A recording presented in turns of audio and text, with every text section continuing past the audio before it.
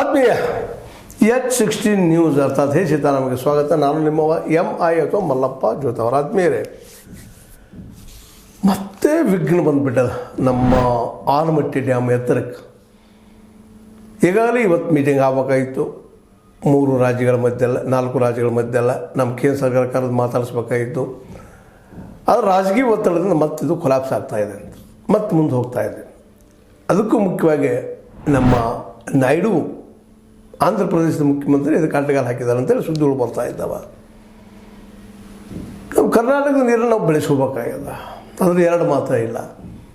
ನಮಗೆ ಈ ಏನಪ್ಪ ಅಂತಂದ್ರೆ ಈ ಕೃಷ್ಣ ಒಂದು ಏನು ಡಿಸಿಷನ್ ಆಗಿದೆ ನ್ಯಾಯಮಂಡಳಿ, ಆ ತೀರ್ಪಿನಂತರ ನಮಗೆ 524.25 ಮೀಟ್ರ್ ಹೆಚ್ಚಲು ನಮಗೆ ಸೂಚನೆ ಹೊರಡಿಸಿಬಿಡ್ರಪ್ಪ ಅಂತ ಈಗ ನಿರ್ಧಾರ ಆಗಿದ್ದದು.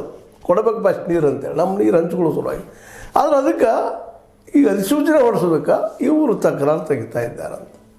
ಆಂಧ್ರ ಪ್ರದೇಶ ಮತ್ತು ಮಹಾರಾಷ್ಟ್ರದವ್ರು ಈಗಾಗಲೇ ಫಡ್ನವೀಸ್ ಪತ್ರ ಬರೋದ ಇಲ್ಲರಿ ಹೆಚ್ಚು ಮಾಡಿಕೊಡೋದು, ನಮ್ಮ ಸಾಂಗ್ಲಿ ಮತ್ತು ಕೊಲ್ಲಾಪುರ ಜಿಲ್ಲೆಗಳಿಗೆ ತೊಂದರೆ ಆಗ್ತದೆ, ನೀರಿಂದ ಹಾವಳಿ ಆಗ್ತದೆ, ಯಂತ್ರ ಮಾಡಿದ್ರೆ ಹಿನ್ನೀರು ಬರ್ತದೆ ಕಾರಣ ಹೇಳೋದಕ್ಕೆ ಅಡ್ಡಗೋಡೆ ಹಾಕೋ ಪ್ರಯತ್ನ ಮಾಡಿದರು.